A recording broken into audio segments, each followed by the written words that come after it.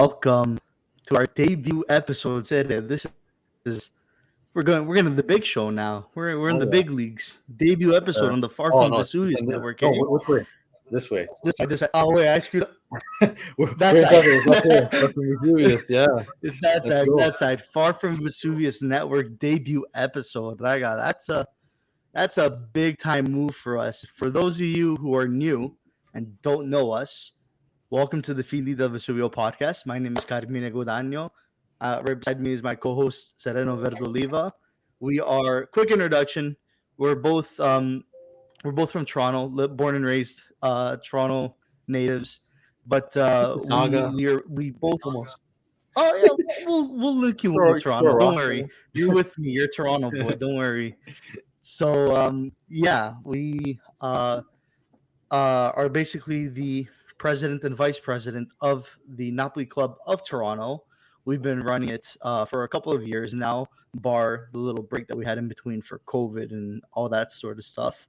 But yeah, Sereno and I linked up a few years ago in 2019 after the Napoli-Barcelona match that happened in August in 2019. Feels like And 500 then years ago. yeah, and then from that moment on, we started the Napoli Club of Toronto and then started to promote our own podcast ever since I think 2020. First, it was an audio podcast, and now we're doing these live sessions to interact with all of you. So that's a boring little introduction of us two. I liked it. I didn't think it was that boring. I liked It's it. a nice little short brief just to wet their beaks a little bit, just to get everyone into it. But yeah, we're excited to be here, and we're excited to connect with the larger community that Far From Vesuvius has built, and grateful for Rafa and the rest of the Far From Vesuvius guys to take on these young bucks, give us a chance, give us that opportunity to really put our names out there. So, All right. with that Couldn't have said being it better said, myself. he said, "I'm a man of very few words, but they're meaningful words, eh? Don't worry, I know my way around." All right. So we're gonna with just jump that into being it. Eh? said, let's jump right into it. And you know what? I don't want to bore you guys anymore with sort of stuff. So there's a little thing that we like to do, well, that I like to do, which is a little interest of mine and something that I study. It's called a little thing called Medical Minute. So Carmen's Medical Minute. Basically, what I do is I just talk about the injuries and give you a timeline and what to expect for when these guys are going to come back. And let me tell you, you got a lot to talk about right now, Carmine. You have a lot to talk about. I am like nauseous with what is going on right now because we have 5. I can't even express 3 in one game, 5 in total. All of them key players. Every single one of them a key player. All of them are out for an extended period of time. So first we had Anguissa. So Anguissa, for those that don't know, he had a tear, or no, he had a sprain, in a muscle called the adductor magnus. It's a muscle in your groin area, in your leg. Basically what it's used for is to like bring your legs together, really used for flexion of the hip and oddly enough, even extension. So a lot of running movements, you're going to use this muscle. And it's a very common groin injury, but it's a little bit of a pesky one. Like it takes a little bit of time to get back into things. Groin injuries are always like that. If you ever played soccer, if you've ever played a sport, you've got a groin injury, it hurts. Terrible. And it takes a while to get back. So his injury is like 2 to 3 weeks, depending on his severity. What's good news is that Anguissa is finally doing small session work. So he's doing small team work, and that is really important because of the fact that with small team work, it means you're basically at the end of your recovery. So he could be back even next week for the Empoli match, which is amazing. Next one up on the list is Insigne. Now, the reports that I saw for Insigne, the thing about the way Italians report things, it doesn't make much sense the way they say things. They said it's a contracture of the soleus, which is a calf muscle. I don't know what contracture means. I've never heard that terminology being used before. I'm going to say it's a sprain. I'm going to say it's a calf sprain. These ones are a little bit of a pesky one too. Plan of management is usually like soft tissue work. You do range of motion stuff, stretching. Then you start doing some more strength and endurance exercises. And soon enough, you gradually load the muscle. You'll be back. What's nice about it, and the plus side, is that this injury, minimal 3 days.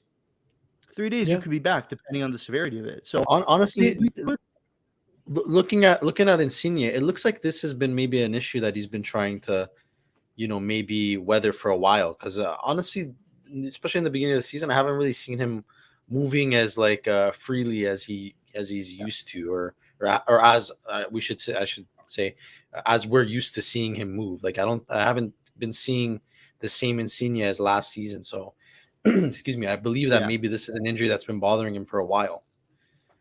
it could be. It really could be. And it really isn't like honestly, these injuries, especially of the soleus, you don't really see them. And they're like they're often if I remember this correctly, they're often found in patients who are not physically active and middle-aged. So it's not really something you see very often, especially with an athlete. But the plus side is the minimal. It depends on how bad it is. Maybe he just skips this Atalanta game. Give him a week, and he'll be fine for the next game, right? So those two are they're not too bad. They're gonna come back. Yeah. Then we get into the major ones. I'll go with the easy one first. It's Fabian. Fabian has what was reported a tendinopathy of the right iliopsoas. I'm not even going to bore you with the iliopsoas muscle. It's two muscles really that come into one, and they basically they're found in between your hip, your low back, and your leg. It's a muscle that extends through that entire area, and it's a very important muscle for like back stabilization and hip stabilization. Um, the problem with this muscle is it takes some time to get back into things. So what he does is what it means is that he has an inflammation of his tendon, and that really causes him some trouble to move and some trouble with stability of some maybe a little bit of his back, maybe a little bit of his hip. It could be a mix of all the things here if that muscle is if that tendinopathy or that tendon is inflamed and it bothers him. Like all plan of management, it's going to look the same as the ones I said before. Range of motion, stretching, gradual exercise. He'll be back into play. I'm guessing somewhere between 6 to 8 weeks. Usually, a tendinopathy takes 6 to 8 weeks to full recovery because it is a very reoccurring injury. That's another thing. Is that tendinopathy? Once you have it, you can get it again very easily. So you really need to slow him back into things. So, Otherwise, it's going to be do a you problem. think that, because I was reading that he might be available still? Do you think that it's something that he can play through, or is it maybe Like something it that it depends on won't this. go Like away? this is remember 6 to 8 weeks is just like it's an average of what you normally see with an injury, and it also depends on severity. From what I saw, like he was able to walk off the field, he was able to still move around. So I don't think Yeah. it was that severe because a tendinopathy, especially of that muscle, is going to be very irritating, and maybe you won't be able to move for a few days. Fabian was able to move. So maybe it's not as severe as we think it is. I'm saying 6 to 8 weeks because that's what normally you see with something like this. And it takes, like I said, it's a reoccurring injury, so it takes a while to get back into things. Mhm. But we all know what happened with Ozyman. I'm not even going to get into that. He broke his face, man. He's not going to be back for a while. He Was it broke this entire 16, area. 16 That's screws? he went to surgery. It's a no go for that one. At least February. But the last one is really the one that pains me the most to talk about. And I'm going to try to keep it as The short one as player, possible, like ripping off a band aid. the one guy Because that it's you'd never want to see go down, man. That's the anchor. irreplaceable. The anchor. Irreplaceable.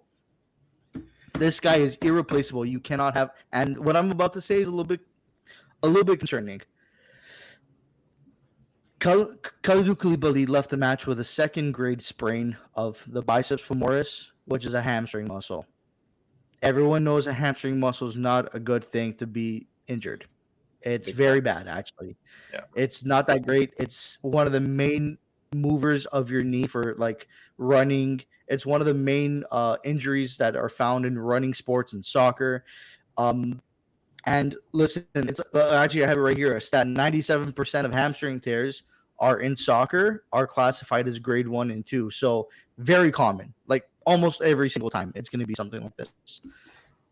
the problem here is that depending on a grade 2 strain is a little bit of a loss of function of the muscle, and there's tearing of the muscle. It's not a full tear, it's not a full rupture. That's a grade 3, but it's a little bit. It's not great. You don't want a grade 2. It's a pesky one. Um, Healing protocol still kind of remains the same. A little bit less work and a little bit more rest, actually, but it's going to take at least 8 weeks. That's usually how it goes. Well, I mean, we were always going to be losing him for those last 4 weeks, right? But Yeah. it's this stretch here that you did not want to lose him. You don't want to lose him for actually any game, because you saw how exposed we were with Sassuolo. But we'll get into that a Oh, little bit man, later. like, But Atalanta yeah, and eight Milan weeks. are two games you want K2 for, like you need him almost for Yeah, those games. But and it's we'll see. unfortunate because listen, like an injury like this, you can't rush it. The recurrence rate of this injury is very high, almost higher than any other lower body injury in sports therapy. It's a very recurring injury, and you can very easily re-injure it again if you're not taking care of it properly. It's a very chronic sort of injury. So you can kind of rush back Fabian. You can kind of rush back Insigne. Those guys aren't as bad. Anguissa's coming back. Politano's back. Fine, great. Koulibaly, you really have to pay attention to him now because Yeah. 8 weeks, we're going to be losing him, and it's a very recurrent injury. It's like something like over 30% that it recurs back to injure the person. So, So, and it's one, this like is I kind said, of, it's one, sorry, you can what's up? know finish what you're gonna say. I'm gonna No, I was gonna ask say you. like, and it's a muscle that you use all the time. It's a Oh yeah. flexor of the knee. You need it for running. You need it to kick a ball. You need it for everything basically. It's one of the main muscles of your leg. It's tough. We're gonna lose him for 8 weeks. We have to deal with it somehow at this point. So this isn't a topic that we talked about before we came on, but it just came to my mind right now. This has been a common theme. Like, this is the second year in a row that around this time of year, our players are going down, like they're dropping like flies. Yeah. And then especially when you compare it to when we had the previous medical staff that had one of the lowest rates of muscle injuries in Serie A. What could our, like, what is our, like, in your opinion, what do you think our medical team is doing, or our physio team or our trainers, like what is going on that's causing these players to be going down so frequently? Like, is it maybe like a lack of training, overtraining? Because honestly, if you look at the Napoli team before, when we had the old medical staff that had those great statistics of, like, least amount of injuries and muscular this and that, we were in the same situation where we were playing players the same amount anyways. So I don't think it's a Mm-hmm. matter of like we were rotating more back then. I think we rotated less. So what Mm-hmm. what could these Yeah. guys be doing that maybe um, can be causing our players to get injured more frequently? I can't speak on the fact that if they're overtraining or undertraining because I don't know what their training program looks like. But Well, like what going on could what that, could cause those injuries to become more prone? Like, you think I'll, someone I'll get it. overdoing I'll it, say it right underdoing now. it? Yeah, I'll say it right now. More oftentimes than not, it's overdoing it, but also underdoing it in a way. It's if you're not training muscular endurance properly. That's the main thing that we have to look at here. These guys, you have to put them on a training protocol that really emphasizes endurance, muscular endurance. That's king in this sport because you got to be able to play 90-minute games consistently week in and week out. Your muscles got to handle that, right? It's a lot of muscular endurance. Now, the way in which I like doing things and the way in which honestly Bayern Munich does it with Dr. Broik It's got it down there. to a T. He's got it down to a science. This guy is fundamental when it comes to this stuff. He gets it down to like micro minutes of managing these guys, and he has them on an endurance training protocol where in the summer months and the off season, in periods of where they have like one game of week, then they don't have many things in between. He puts them on heavy endurance training exercises. He prepares those muscles. He gets them working heavy endurance training. Doesn't do strength training. He doesn't need to do strength training. You don't need to gain mass. You need to build that muscular endurance. He gets them on that training program. And look at Bayern Munich; these guys are barely going down, if any, are going down. And players after what, like after 2-3 months of playing in Bayern, they look like Captain America when he Yeah, gets out of the exactly. chamber. It's unbelievable. Yeah, and he puts them in like top physical top condition, top shape. and that's Wow. because he is being proactive about getting these guys set up. He is preparing them for what's to come. I think we're reactive. We're just gonna We wait for react the to problems whatever to happens. happen. Yeah, Exactly. that's That's the big. main Like, difference. That's the it's main terrible. difference. We should send Mario Anyways, Rui on a loan to Bayern Munich. He'll come like back like Alfonso Davies. A Jack Mario Rui is not a guy I want to mess with. Me That's neither. evil Mario Rui. Mario Mario Rui. in Demon Time, he's already on Demon Time. I don't need him to be jacked anymore. Oh man. Okay, well, I bored them with a little bit of science and a little bit of an explanation. So let's move on to a different topic now. Sida, this is something you wanted to talk about. I know Sida was into this. We're crypto crazy with Napoli over here. These Big new man, like sponsors, cryptocurrencies look, coming out of left and right.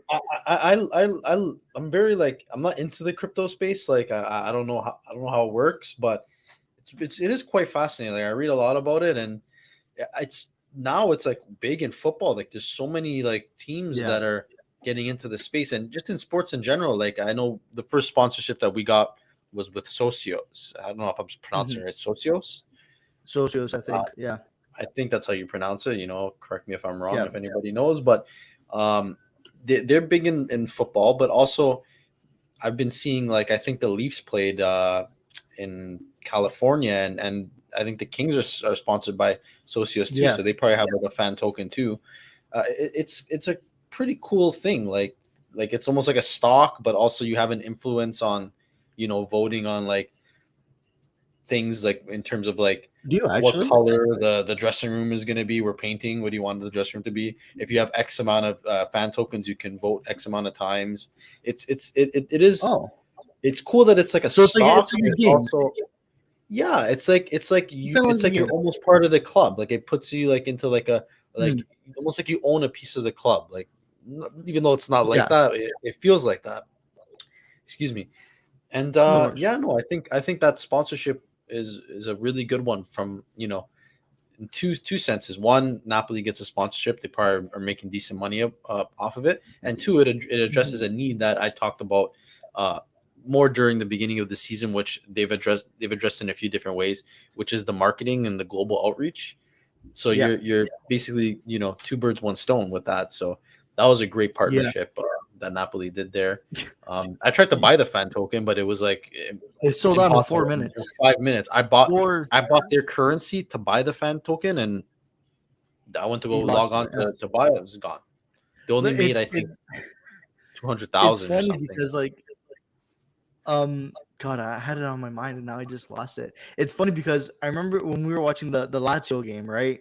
And I'll get into this after about the crypto, but we were watching the Lazio game, and it's funny because the value of the coin Floppy. drops and rises with the wins and losses. So when we went to go look at the new sponsor, Floki, and Lazio sponsor, which I don't know who it was, you saw it. Like I saw it, like in front of my own eyes, rise. When Napoli won, as the stock. Napoli kept scoring goals. I With said every goal stock. Napoli scored, it's just stonks were going up The stock every went single time. Napoli Stonks were stocks are all up. the way up. And I agree with you, man. Like it's a great. If for those who don't know, if you've never listened to this podcast before, especially if you listen to the first season, we weren't the greatest supporters of it. I wouldn't say the great. I wouldn't say we hated ADL. We love ADL. We love what he's done. We were critiques of ADL. Of I think things he has a that big. He's very polarizing. Like sometimes I like him, sometimes I hate him, sometimes I love him. Yeah. It depends on like what he said Depends. in an interview. Like he's Yeah, very like that's another thing. But polarizing. we critique him a lot, and a lot of the things that we would say is like this guy doesn't have any international marketing. It's impossible to get this guy to look at North America or other markets. This guy doesn't know what he's doing half the time with the I don't know the youth team, right? But this season, I don't know, man. He shut us up. He shut us up pretty good. I can't. pick a single Primavera teams in first Yeah, no, already they're or addressing second. that, but The Karma, international market, yeah, Amazon. Come you on. can, the list goes on. Literally so much good has happened in in that sense with Napoli. Like they've Mhm. grown so much. I don't know if they listened to the podcast, but it was obvious. Like if you look at the Napoli as a society, as a team, as a club, as a company. I know.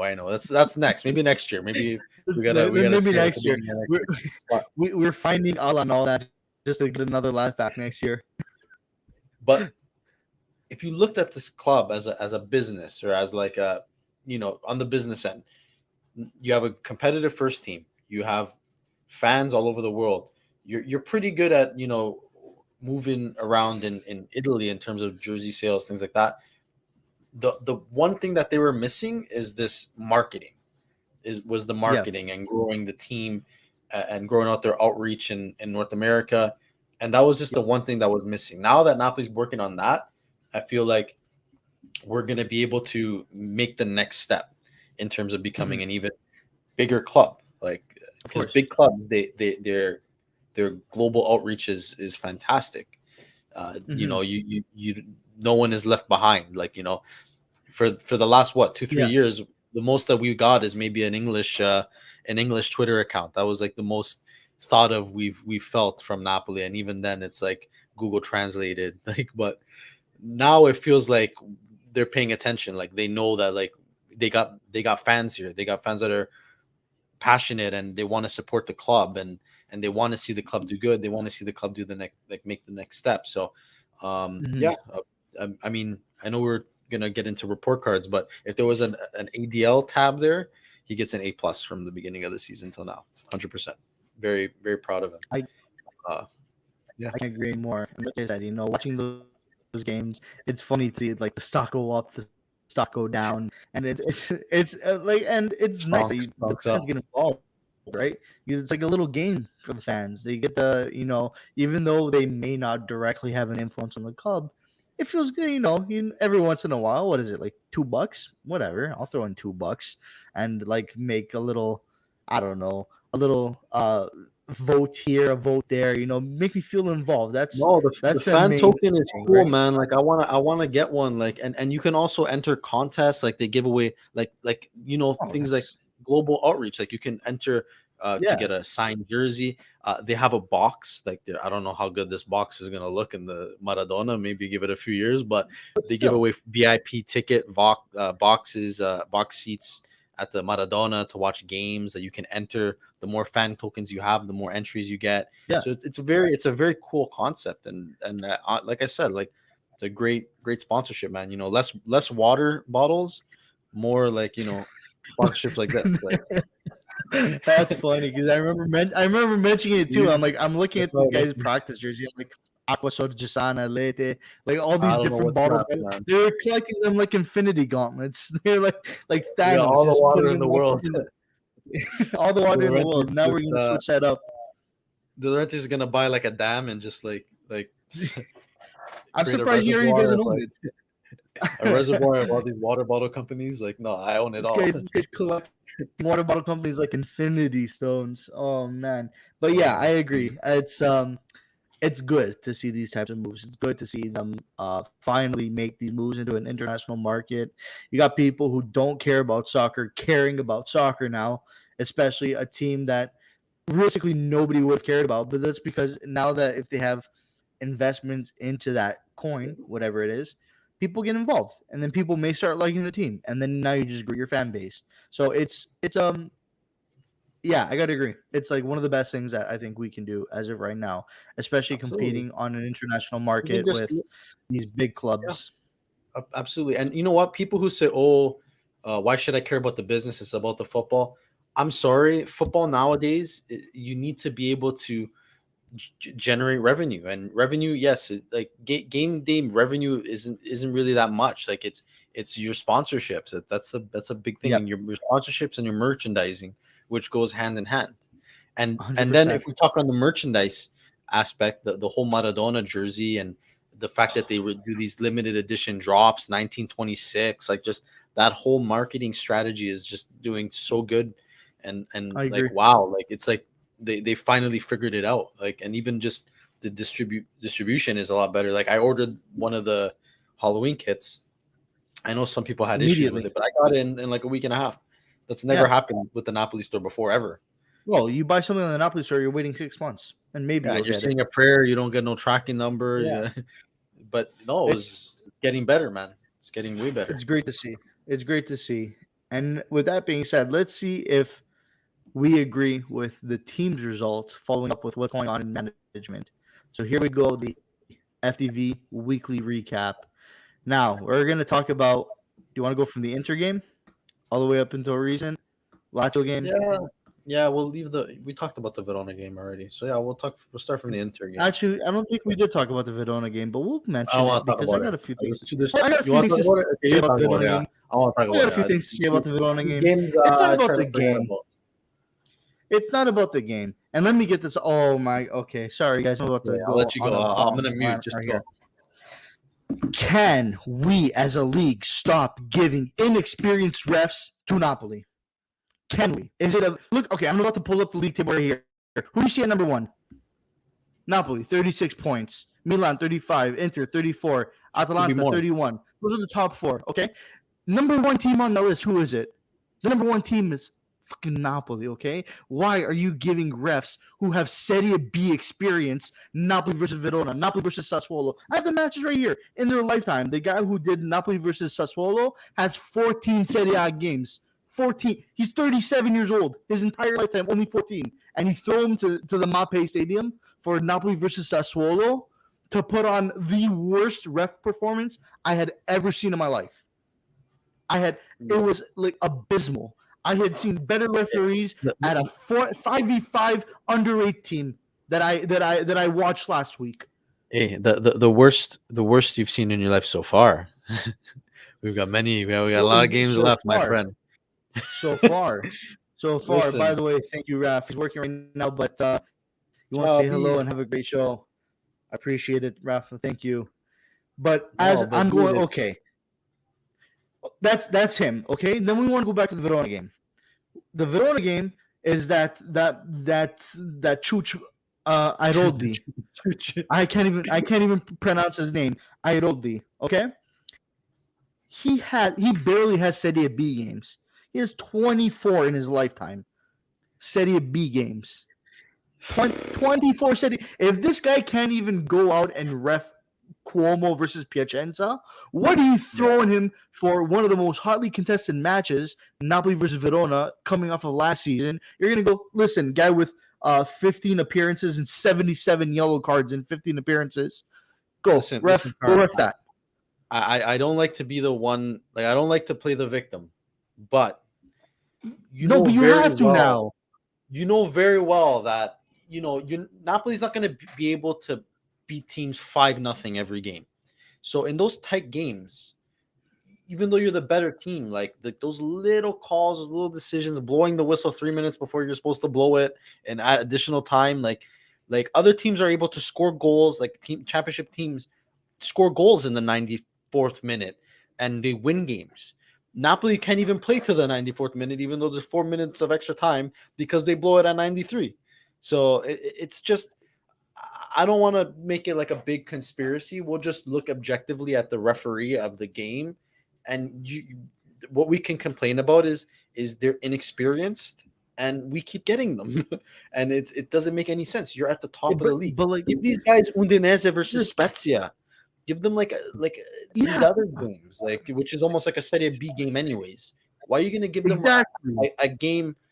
Which at the end of the season, those points are going to maybe determine the championship, Like, it doesn't make any sense. Exactly. I don't know. But it doesn't make sense. We got for us to win the S word, you got to beat everybody. Maradona said it in the 80s. It's the same now. Yeah. You have to beat everybody. You have to beat, sometimes you have to beat the referee. You have to beat bad calls. You have to beat everybody. So But like, yeah, listen, I don't. we can only do what we can do, which is we got to go out and pump teams. I guess every game has to be But Napoli but it Lazio. but like, listen, I'm gonna bring up the Inter match for a second here. Okay, if you rewatch that Inter match objectively, you're gonna be like, oh, this guy's biased. That's why he's saying it. Go back and rewatch that game objectively. Within the first 30 minutes, you give two center backs a yellow card. How are they gonna play the rest of the game? And they were Tell me. soft. There were some Tell me. soft yellow cards, You man. you tell me how within 30 minutes you give out two yellow cards to two center backs and go here play the rest of the game without getting a red card. And then in the meantime, Tell me. Skriniar is absolutely Skriniar is like killing people. other than that, and even aside from the play that broke Osimhen's face, Osimhen's gets no calls. They never protect Osimhen. No, The refs, no, it's like it's never. ridiculous. I've never seen in my entire life a player get shafted so much by referees. But look, you gave both It's of our center unbelievable. backs a yellow card within the first half an hour. Their center backs are basically committing like Free range. assault felonies, and they're not even getting yellow cards the whole game. So they're just going to keep doing those fouls. Of course, when I you think have talented players, the first yellow card for Inter came, I want to say in the 60th minute it's bad, for a man. center back. It's bad. terrible. And like I said, I don't want to be like the conspiracy theorist. It's all against us. But Carp, they scored a few you good have goals, to but acknowledge. yeah, We have to acknowledge it conditions a match. It conditions the match. of course. You give two It center backs a does. yellow card. Yeah, They can't make littlest tackles things, anymore. Yeah, you have to change. Yeah, you have to change the way you play. Honestly, where you saw it was that Lautaro goal. Like that Lautaro goal, you had Nobody Koulibaly and stepped up. Rahmani there. They could not. Like Nobody they were steps. scared. They were scared Nobody to get a stepped. red card. Nobody steps up because if they step Nobody up, steps. you're going up against Lautaro and You have to Joaquin be Correa. perfect. Great dribblers on the ball. Fantastic dribblers. Great. You need a perfect They tackle. miss time a tackle, they get sent off. That is the problem. So they can't play. They can't. You restricted your two most important players to play. It conditions a match, and that's what I have a problem with. And especially with these inexperienced refs that don't know what they're doing. This game, the last game against Sassuolo, thank God we have VAR. Thank God we have VAR now because we would have lost that match without it because of that 100%. idiot's mistake. Dude, Rahmani was getting like assaulted, like after Napoli went up 2-0, it was already happening from before. But after we went up 2-0, we stopped getting any calls. We didn't get any calls. Zero. And then even after, None. like you would, okay, the team is up 2-0 now. We lost 3 players because of injury that had to come off. Maybe start giving us some calls. Balance shit out. Which it shouldn't even be like that. I think if you're a referee, you gotta call fouls where they are. There's no exactly anything else. It should just be exactly you call it objectively. But he still wasn't giving us anything. On that second goal, Sere, that's a foul against Sassuolo. That's a foul against, I think it was Scamacca. That foul always goes to the center back too. Always, every single time. Always give the center back that. Even if we had the ball, at least it would be an advantage played. But it's a foul nonetheless. We lost the ball, and then you gave Demi the yellow right after. Where he touches the ball. He touches the ball. He makes a tackle on the ball. He got a tackle on the ball. That wasn't a dangerous tackle. He came from the front. A dangerous tackle. You got a tackle on the ball, and it was a yellow card. They get a free kick in a dangerous area. We have our best center back out, our best midfielder who can really hold the ball and really play well defensively out. Got one. Well, no, Juan Jesus. I was going to say. Juan Jesus. Juan Jesus is looking. He's marking air. He's marking his shadow. He slipped. That's what we poor guy. Oh, did he? He slipped. He did. I think he slipped a little bit. Oh, okay. But anyway, regardless of the fact, to go on too fast. It's the inexperience. A first place team should not have to deal with this bullshit. They should not.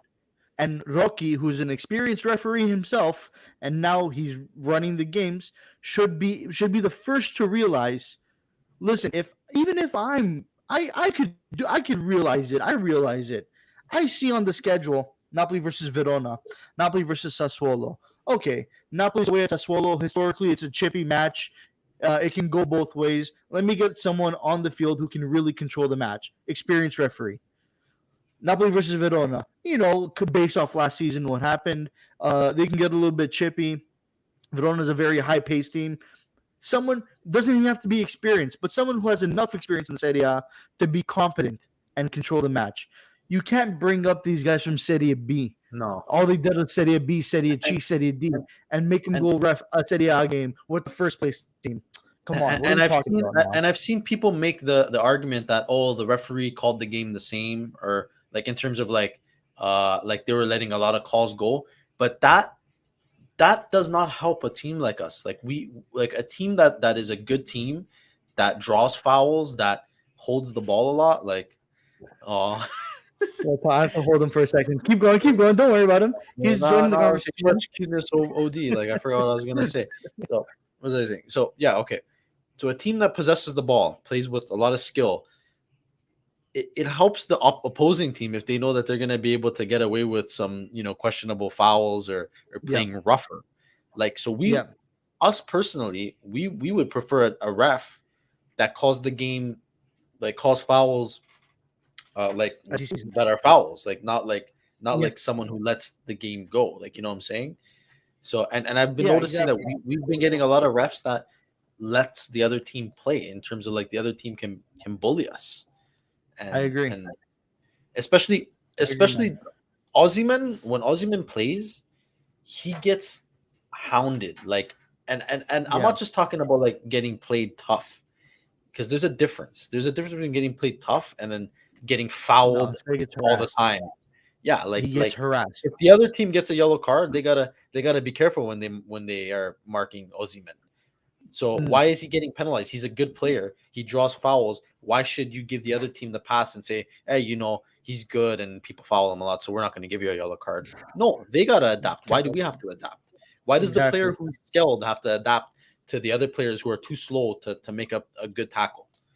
Come on, it exactly. makes no sense. I mean, it's literally in the rule book. You're too late to the ball, you get penalized for it. Why is our striker, who just happens to be faster than everyone else, why is he getting penalized for that? Why is he getting harassed If, every if single time every he week they touches the gotta ball? give them a red card or a yellow card or two yellows, then the other You don't team's have to got give to him. learn You how don't to have to give him play. a red card, but a yellow card. A yellow card, that's fine. And it doesn't have to be on the first tackle either. I'm okay with if it's the first tackle of the match that defender makes, even though it may be a little bit of a questionable one. It doesn't have to be a yellow card, but at least call it a foul. Yeah, You have to call it as it is. That's the absolutely. main part. But if you're But looking just at the Inter game, if you gave both of our center backs a yellow card, how did Skriniar not get a yellow card all that time when he was basically like no. he was mugging like Mm-hmm. Ozil? Yep. Yep. Yep. I Not don't know. playing him tough, mugging him. He was getting Mugging mugged. him. Yeah, they're butchers when they go up against a man. And then I don't Koulibaly know. has to make a perfect tackle every single, like, and Every he single usually time. does, and usually does. But if he Luckily, if we he have the best center if back he in the f's world. up once, it's a yellow card automatic. Yeah, Anyway, luckily, we have the best center back in the world to deal with that. But okay, now that we've got the refs out of the way, the actual games themselves, Inter game, I'll just go on a brief recap myself. Inter game, I thought we were okay. Um, the main problem I had with the Inter game was Spalletti's. He got caught flat-footed. yeah, He looked like he didn't know what was going on. no, for And sure. I think credit to Inter, Inzaghi prepared that team well for us. They came out to play. They played well. We talked about the referees and how they may have conditioned that match a little bit with the yellow cards. Honestly, we started good in that game, Carm. We And did. and that We handball, held it all under pressure. that penalty kind of screwed us over. And then the yellow to Koulibaly. Like, You know what? Let's talk about that. Is that a penalty? I don't We had know, a debate over this. because We had a because debate over this. I've seen it not given before, because what his arm, yeah, it was a little bit out, but it deflects off his body. So Yeah. from my understanding, is what if the ball is shot and it's deflected off of a part of a player's body onto their hand, it's not Yeah. a handball in the box. Exactly. That's Exactly. how I heard about it. Like, that's Yeah. what I understood to be the rule, because the same thing happened, I think, to Quadrado a few years back. That's Hmm. just what comes up into my head, where it hit off of his thigh when he went to go slide to block, hit his thigh, then it hit his arm. So Yeah. they didn't give a penalty. Yeah, but I don't know. Say it's a penalty. that Why does it have to be? Why did you have to give a yellow card? You think that's Koulibaly my meant to problem. block it? The guy blasted it from That's like my 2 problem. feet away from him, and it hit his That is my body and problem. onto his arm. You have to give him a yellow card. Yeah, that's my problem right there. Is the fact that he got a yellow card for it because I can see it being a penalty. I don't think. Oh, loophole. See, Lupo thinks it's a yellow card too. He's like, well, or he thinks it isn't a yellow card either. See, you triggered some unpleasant memories in Lupo's brain watching the Inter game. Yeah, but All right, he's my bad. is he calming down now? So sit. This guy, he always does this. Anyways, as I was saying, that's my problem. Okay, I don't think it's a yellow card because of that reason precisely. Is that he, um, it hits him first. It hits the inside of his arm, which is tucked to his body, and then it hits his arm that's extended. Okay, that's why I don't think it's a penalty because it's a clear bounce off from the body to his arm. The problem I have is okay, even if you give it a penalty, why are you giving him a yellow card? It's not an intentional play. Not intentional at He's all. turning his body around, and as he's turning it around, his arm comes up. The guy blasts it from like a couple feet away. What do you expect him to have? Like cat-like reflexes, move his arm out of the way? I Come on, said like what is we that? got to be perfect. Our players got to be perfect. What is They that? can't, Like, come on. especially Koulibaly. It's You can't make one mistake, or he gets a yellow, or he gets red. There's no it's leeway. unreal, man. It's We unreal. get no. We get no. This is the best way I can Oh, say it. We get no respect. We get mm, even in first place, even when we're the first place team, we don't get no respect from the refs ever. We never get respect. God forbid a Southern team does well, man. I don't know. I don't But know. Like apart I from said, I don't that, want to make it. I don't want to make it like a big conspiracy. If I speak, a big trouble. But yeah, we get no yeah. respect. But But apart from that, move on from that. Played they played good. well. End of the game. 2 goals. Can't The complain. Two sub the fantastic subs goals. came too late though, man. Subs came That on. game. Yeah, subs came on. That's the thing with Spalletti that game. He had a little bit of a mishap in trying to get that game under control. He took too long. It was too late by the time he made his moves. If we made those substitutions 10 minutes earlier, we tie that game. I think so. That's the way I see it. But we had the looks too, man. Honestly, we had those. We We had had the a few looks. looks. That Mertens, We had those looks. poor guy, he played amazing that game, and he's been playing Yeah, amazing. But he has. damn, that volley, I was celebrating like it was in the net already when it felt to him. I'm like, Yeah. yo, that's not Mario Rui, that's Mertens, that's in the net in my brain. And And you it know ended up, what? it That ended up, Mario Rui one too. it The ended up header landing in on the cafe, the ball when he volleyed. oh, and that header that Mario Rui made on Oh my Handanovic, god, and like that ball goes anywhere but the net. that didn't What? that ball looked like it defied physics. It It went did like because it like it, hits his hand. he bent it back. It went like Yeah, the backspin. Then it like hit the bar. It didn't hit the bar and come and bounce. It hit the bar and like rolled over the bar. over. Like I've never seen that before. It defied the physics, and like we ate up 2 goals at the end there. But at the end of the day, we lost. Whatever, we move on. I'm not going to talk about the Spartak game. I'm just going to get right into Lazio. Oh my god, yeah, screw them. I don't want to. They Perfect. pissed me off that game. I actually hate I hate Spartak. that. I hate them. I hate them. I hate their social media manager. I don't care. I wish only I don't bad wanna think things about for them. Spartak Moscow from now on. I don't want to think about They them. made So we're they just gonna made the move right list. into happy thoughts. They made the Happy list. thoughts, Reno. Happy thoughts. Happy thoughts. made the Lazio list. game. Spartak Oh, Moscow. they made the made the list. Yeah, Oh, but not that's even a like the main list. Roma, They're on like a secondary list because they're a not important secondary enough to list. be on Yeah, the main list. you can't give them time of day. But happy thoughts now. Maradona tribute versus Lazio, and we spank them up 4-0. And it Beautiful. was the most perfect game of football I had ever seen in my life. That was probably the best game I've ever seen Napoli play, to be honest. Complete.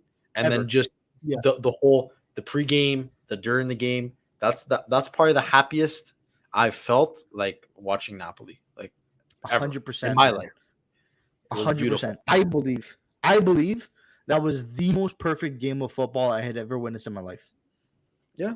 Like I'm putting it up with like Barcelona 2010s. I'm putting it they up were there good, man. with Italy this summer. I'm putting it up there with all these These guys played such a beautiful game. They first of all, you're going against Sarri, and then you put up 800 passes against Sarri. Lobotka, a machine, 97% completion. Wow. What? That just shows you, dude. This is a mental thing, man. These guys, Yeah. they gotta come out like now looking forward against Atalanta. They gotta come out with the because they came out that game with the mentality. Okay, Yes. we're doing this ceremony. We gotta come out and we gotta put on a show and we gotta kill these guys. They came out with that mentality and they did it. Yeah.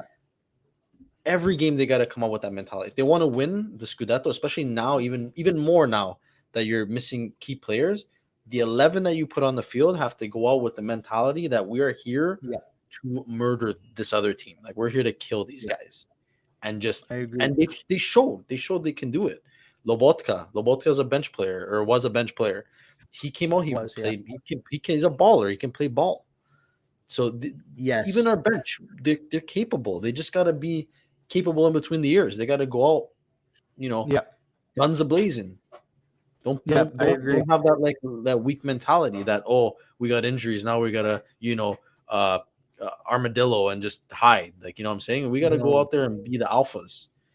Like we're now first place. more than ever, especially. You got to go out there and grab that match by the scruff of the neck, because you can't let Atalanta get into that match. We'll talk about it after, but I agree.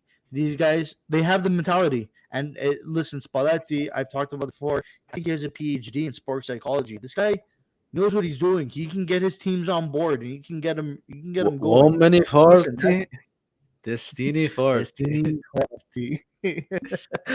But yeah, this guy, I love him. He sounds like a priest when he talks, like a sermon. Anyway, if he was the priest at my church here, I'd go to mass every Sunday. Every week, every Sunday. 100%. But these guys, like I said, he got everything that he made a mistake in the Inter game, he made up for in the Lazio game, 100%. He did everything. I think everything they did was perfect. They did everything perfect. I can't say anything else other than perfection from that Lazio game. Left us all satisfied. We're all flying high walking out of the resto bar there. We really loved every single moment. Beautiful vibe at resto bar there. Oh, the vibes were unreal. But then we came back to Earth, and on what was it, December 1st, Wednesday? Yeah, great birthday for me that day. We played Sassuolo. Could have been worse. Present for me. It was a birthday present for me. These guys go up and blow a 2-0 lead. Fantastic. Couldn't ask for anything else that day. We play amazing. All game. 2-0 versus Sassuolo away at the Mappe. Week before, they beat Milan 3-1 or something like that. Perfect. Yeah, everything's going swell. Koulibaly injured. Fabian injured. Who else got injured? Insigne came off at half. Insigne got injured. Insigne comes off at half. Koulibaly leaves in the 60th. Fabian leaves not too long after. 3 injuries. On top of the ref, who's an absolute mong for not giving any calls after the 60th minute. And then we just let Sassuolo take control of the match. Without Fabian in the midfield, we lost all control of the midfield. You didn't have that pivot anymore. You don't have anybody who can turn and keep the ball. No, none. But it also looked like they burnt out a bit. And honestly, negativity aside, I just want to take a second just so we can appreciate Dries Mertens is a beauty of a player and a beauty of a person, and just from now on, like every time we watch him, let's just enjoy seeing him on the field, because he's our number one all-time scorer, man. And honestly, for me, it's Maradona, and then it's Mertens. Like if you look overall, like history-wise, like Mertens is a player that we are gonna miss, like when he's gone. And dude, tell me about it. He is back. Like he's playing amazing. Last season we didn't get to see him so much because of his injuries. That's the thing. Kids, he's we all wrote him off. Kid's a baller. Doesn't matter. Listen, form is permanent. Class is forever. That guy's got class. He is an unreal player. and you can Yeah, see it from the last couple of games. I'm gonna be honest with you. When I saw Ozyman go out against the Inter game, I said, I'm not gonna swear. What are we gonna do now? What I are had a we gonna do feeling now? Mertens We had was going to step Patania. up. We had Patania, Not and I'm like, I Patania. don't like Patania as an object. Mertens is the Maybe guy who had to Mertens, step up, and he did, man. And he and he is. stepped up large. He stepped up. Yeah. He's scoring worldies. He scored, what was it, past 3 games? He scored 3 goals or something like that, 2 or 3 goals. Yeah. Oh, he's doing good. Worldies, all of them For, for, worldies. That for goal against Patania, though, Inter was man. unreal. Oh yeah, no, that one against, and then both of them against against Lazio were amazing. Both of They those were were amazing. fantastic. Euro goals. That first, yes. First one was Maradona-esque. That first one. Oh my god, he He sent just goes to the entire defense. sent one guy of to Sent one player for hot dogs. Sent them he back sent to his one guy homeland. to Asia, the other guy went to North America, and he scored into Europe. That was amazing. Well, this way, that way, part of denial. Listen, Basically. he stepped up, and that's what we needed the most from our strikers. But the problem is Koulibaly and Fabian. Strikers are a problem anymore. Our wing isn't even a problem because we can even put Elmas in the spot for Insigne, or Yeah. Lozano and Politano on the wing, and Elmas I was is a sub. thinking, honestly, That's fine. I very much hope that Napoli, like, if Insigne is not 100%, let's see Lozano on his left side. Let's see him play in his natural position on the left, and Politano on the right. Politano's back, so we put Politano on the right. So we're fine there. Our problem is when we saw against Sassuolo, the defense and the midfield. That was the main problem. But that also, was the main problem. Also, that when Patania came on, you remember when it was 2-1 and you had that breakaway there? If Ozyman gets that breakaway, or even Mertens, but let's say Ozyman for argument's sake, if that's Ozyman instead of Patania, he's gone. This is a goal. Like nobody's catching. Nobody's catching him. And listen, Patania is not a bad player. He's got different attributes, but when looking back on that play, like it hurts to not have Ozyman there, because if that's Ozyman, it's 3-1. The game is over. But yeah, I agree. Can you do, man? I don't know, man. It's only so much you can do about that. But with that being said, with that being said, okay, no, he's on bar. Look at that. With that being said, let's get into the report cards. Look at that. And you know what? Look at this. Let me show you a little something here. We actually got report cards ready for you guys. So I'm going to go with mine first today. Here's my report card. I'm going to get a little bit out of the way here, go to the side. So my report card, and please, guys, let us know in the comments what your report card is. Let me move this banner out of the way for a cool second. This is Napoli's report card. This is Napoli's report card here. Look at that name. Student's name, SSC Napoli. Teacher's name, me. Defending, I put C. Attack, A. Midfield, A+.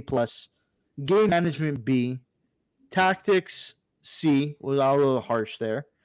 But overall, B-. If you consider the Inter game, I think C is fair. I think I put the same. I consider the Inter game. I'm going from the Inter game all the way up to the most recent game. Yeah. So defending, that game really effed up. Yeah. Defending, I'm going to justify the answers here. We did well. Blowing a 2-goal lead to Sassuolo really did them in. They would have got somewhere in the high Bs. That 2-goal lead did them right in for that C. And the Inter game, the defending. And you can also think of the Spartak game as well. I didn't consider it, but I'll put the Spartak game in there as well. The C I thought was justified because of the fact that these guys played scared in the Inter game. Fair enough. They had 2 yellow cards. They couldn't do anything. The Lazio game, perfect game. I would have given them an A+. But because of the fact of they blew a 2-goal lead, they get a C. The attack, I can't complain. We've been scoring goals, guys. A for the attack.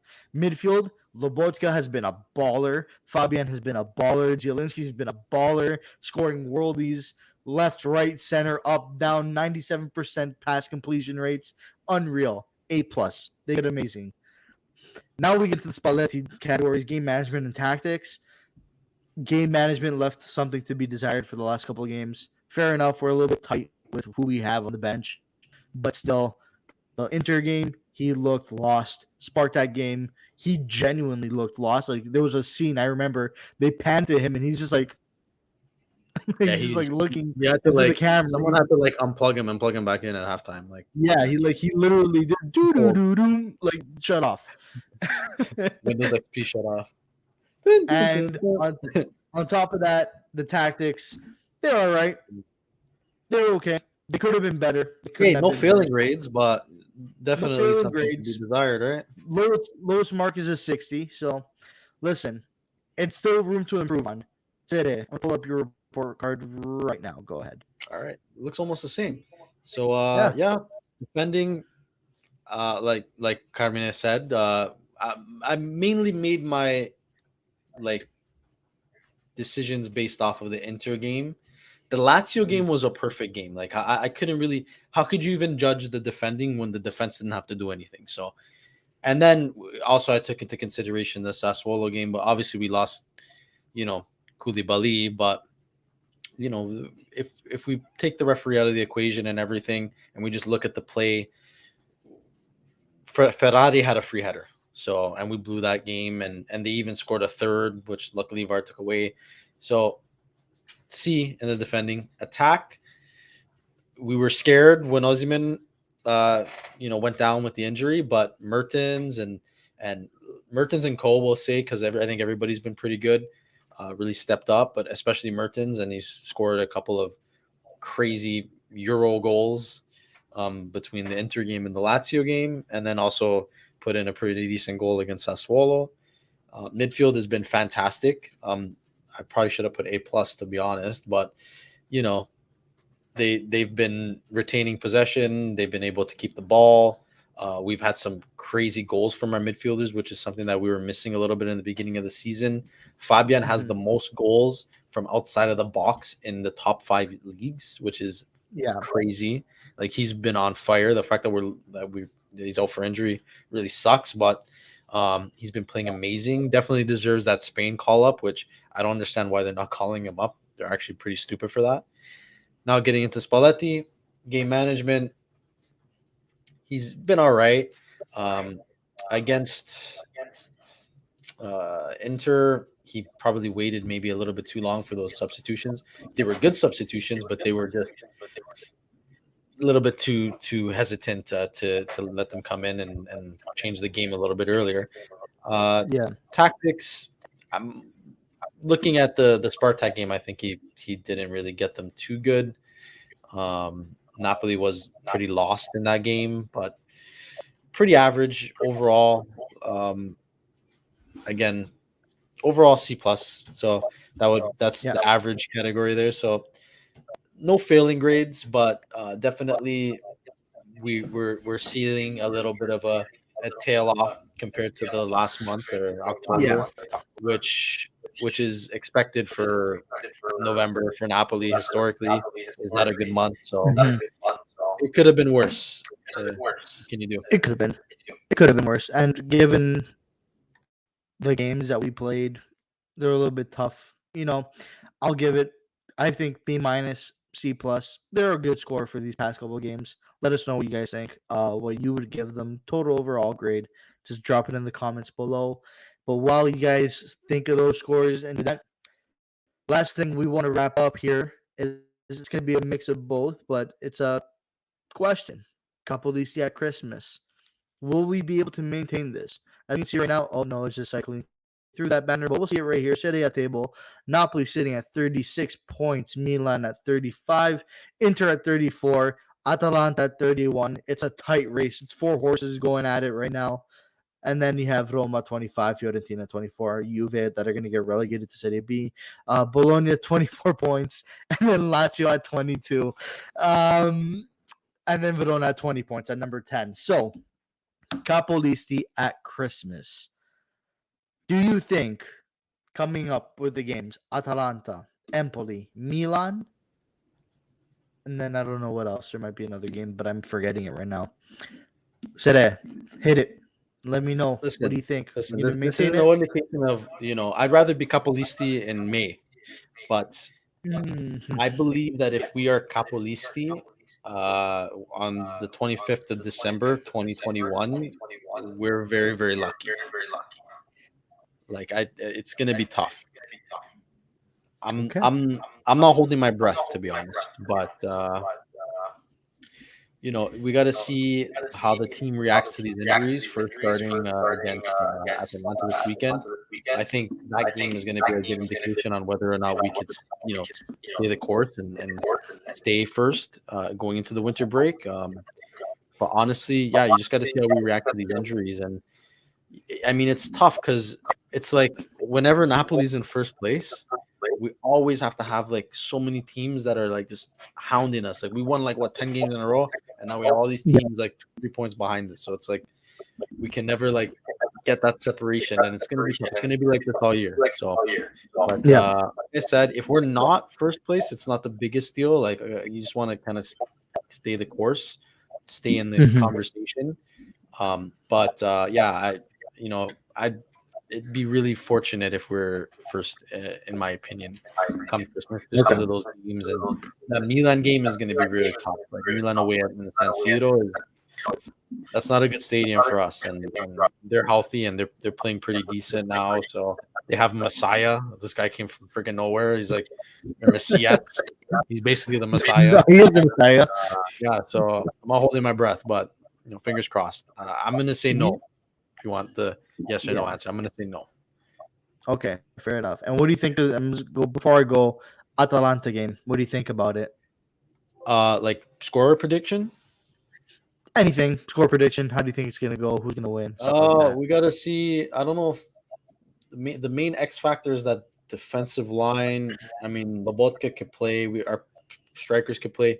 Really and truly, it's gonna come down to us scoring goals because we're not gonna be able to shut the door on them. I don't think. Not like how we could with if we had Koulibaly. So we got to see if like our guys got to come out, and it might be a goal. Honestly, I'm expecting a slug like a goal fest. I think there's going to be a lot of goals on Saturday.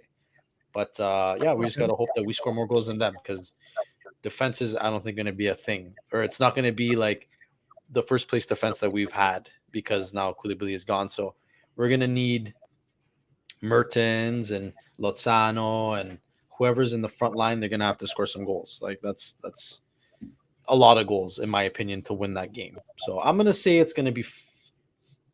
I'm gonna say 4-2 Napoli. If I have to say a score prediction, I think we're gonna win 4-2. The Kind of steep bold, but one. I see it being a goal fest. Okay, that's a steep one, but it is going to be a tough game. So I'm gonna go with a couple of these at Christmas thing. I think we can still maintain a couple of these. To be honest with you, I think we can. We have Atalanta next, which I think we should be able to beat. They're pretty hot as of recent. I think they've won the last 5 games. Um, no, they drew a couple of games in between, but it doesn't matter. They're on a streak. They haven't lost yet, essentially, in the last 5. So they're coming in on a hot streak. They don't have nearly as many injuries, and if they do, I think it's only like Gosens who's important that has a hamstring strain. So they're pretty much at a full team right now. But Gasperini, sometimes his team they have those games where they just can't do anything, and then we just take advantage. We gotta Um, watch. We gotta watch for Zapata, man. Zapata's Zapata. a Do they have any prop. Argentinians on Atalanta? No, none. It's Okay, we're always good. yeah, but We'll win. it's always those guys It's that always do the it against Argentinians that us. screw us over. Yeah, damn. Tell me about it. But yeah, if we can beat Atalanta, I think our midfield. Let's see how Fabian, if he's going to be available. I don't think he is going to be available. If he does get minutes, and is not going to be back. So, like our midfield, Lobotka, Zielu can handle their own out there. You can play a 4-2-3-1 and really just rock with that for the game. Um, our defense is a little bit of a problem. I don't have that much faith in Jesus and Ramani together. Manolas is injured, but I don't really care for Manolas anymore. Koulibaly out. Mario Rui on the left. It's going to be tough in the back line. But having said that, Spalletti finds his way around these games. He's an experienced manager. I'm gonna say 3-1. I'm gonna say 3-1 win. 3-1 or I'm good 3-2. with you. I'm good with either one, man. 3-1, 3-1 or 4-2. 3-2. And we need that Well, because 3-1, next we play 3-1 sounds a Empoli. little bit more relaxing. I think 3-1 would be more Yeah. relaxing. Then the next game we play is Empoli. Empoli should be a win. Should. But They're gonna give Anguissa's us a ref remember. from Serie C, that game. Yeah. But remember, Anguissa's back for that game, so our midfield strengthens up a little bit. So could be a win. Could be a win. And then we play Milan, which honestly, Catenaccio that game, play for the draw. You think so? I would. 100%. But 100%. Milan, Go into the Milan's go good, into the but like San Siro. they sometimes they lay eggs too, man. Like big time. Like I'm not saying like how we laid an egg and we had like those circumstances. I mean like their team lays eggs. If you Yeah, play good that's against true. them, like you can win. We could, but depending on how the next couple of games go, I'm fine with taking a draw out of the San Siro Listen. A and just tie keeping it away fresh. against the top 3, 4, or 5 I'm team is taking like it. a win. I'm Yeah, taking it big time. every single time. I'm taking it. I couldn't care less.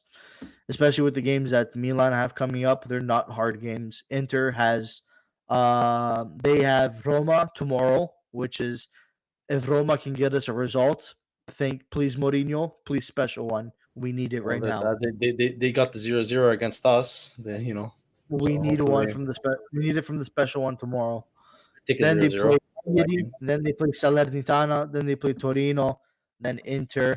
Actually, no, they play Torino on December 22nd. So, I'm talking about Inter. Why did I just say Inter when they were playing? So Inter's playing Cagliari, Salernitana, and Torino. That's their next 3 games up until Christmas. They should be able to win at least 2 out of the 3 of them, if not 3 out of 3. Milan plays Salernitana tomorrow. Okay, and then they play Udinese, and then they play us, and then they play Empoli, and that takes them to Christmas. So a lot of those games should be a win too. Maybe Udinese gives us a miracle and scrapes out a That's what draw. I'm saying. I'm not holding my breath, dude. I'm It's not gonna holding be my hard. breath Like either, but we're it's in gonna a be hard. this is our hardest stretch of the schedule that we have. Yeah, Like this yeah, end of the year is a hard schedule. But I agree. the positive is that we have most of these teams in Napoli in the turnaround, Return. which is going to be useful if we could stay in those top spots. We're going to get everybody in the Maradona, and it's gonna be a hard place for them to go and win. So if we I can at agree. least tie away, take points from them, and then beat them in Napoli, that's a good formula to win.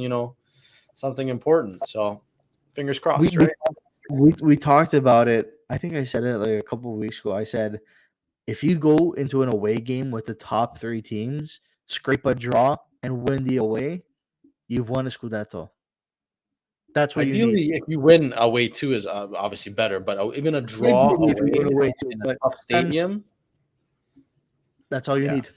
That's all you yeah. need. All We just you got to need to make sure do you is don't lose. ruin. Like Napoli has to make sure they don't lose in Napoli against these Yes, teams. We got to beat these teams yes, in Napoli. If you want to win a Scudetto, you got to beat Juve and Napoli. You got to beat Inter and Napoli. You have to beat Milan and Napoli. You have to beat Roma and yeah, Napoli, Lazio and Napoli. You have to beat those teams in Napoli and not lose. and not lose Like exactly. And that's why win I'm is saying, best case scenario, but at least tie. Like you want to win the yeah, Scudetto. exactly. And that's why they're saying, if we can keep it to Capolista by Christmas, we put ourselves in a good position to really make a push for the end of the season. You have So a favorable schedule coming into the new yes, year, but even those small teams can take points from us. So you got to be they on every can, game. they can, What 100% about they can. what are your thoughts about the Europa League before we leave? Gas it. If you can get out of it, maybe get out of it. I don't care much for the Europa League. Me I'd neither. rather, Honestly, unless I hope they finish first or they finish last. yeah, no in between. No in No between. in Like between. Because then second, you got to play the round of 32. Yeah. Third, you have to go to Conference League. I don't want to play Conference League. I don't give a shit about Conference League. Yeah, me neither. If it was up for me, and I know, Rafa, sorry, buddy, I know you're gonna hate me for saying this comment. Put all your eggs in one basket and just go for the Scudetto.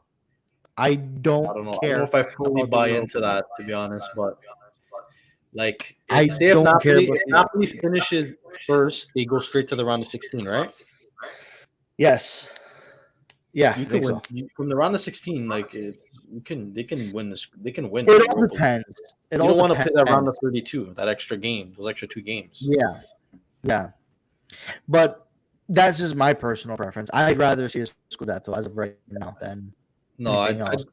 I'd take a Scudetto over the Europa League, but I'd take any of those two. But I would much rather have the Scudetto, absolutely. But I'd take Juve and Serie B. I would take that as a bonus. But more importantly, I want to see Napoli win a trophy. With everything going on with the investigations and everything, I'll take it. I'll take it any day of the week. Brian will talk about it here. I'm going to stop it right there. And with that being said, I want to thank all of you for joining in on our debut episode on the Far From Vesuvius Network. Got a little banner underneath the bottom here. You can follow us on our Twitter at FDV Podcast or our club account at Napoli Club Toronto. And then you can follow our Instagram, which is still FDV Podcast, and then at Napoli Club Toronto. I forgot to say, Twitter is not Napoli Club Toronto, it's at Napoli Club TO. So once again, Twitter for our podcast at FDV Podcast, and then our Twitter are for the Napoli Club at Napoli Club TO. Instagram, same thing. Just look for FDV Podcast and Napoli Club Toronto. Of course, this goes without saying. Also subscribe to the Far From Vesuvius channel, the YouTube channel, the Instagram, the Twitter. Everything's linked below. And you're probably watching it and subscribe to it right now. Tell your friends, tell your mother, your father, your sister, brother, whoever. Your business. Anyone. Tell your dog. I don't care. Anyone. Spread the word. It's a great time. There's a lot of good content coming out of this network. I'd like to say one more time, thank you to Rafa and the rest of the Far From Vesuvius family to really give us this opportunity to showcase what we have to say, even though at times, a little bit controversial, the things we say, but still, I mean, that's why we like to talk to you try guys. to keep it as structured as possible, but then it just kind of ends up like I'm FaceTiming my best friend, and I'm just talking shit about Napoli. But yeah, I feel like people appreciate that. Yeah, of course, 100%. And we want to connect with the rest of the community. So please, guys, hit the subscribe button, hit the follow button. We appreciate every single one of you. And with that, thank you for listening to another episode of the Ftv Weekly Recap podcast. We'll see you guys soon. Ciao.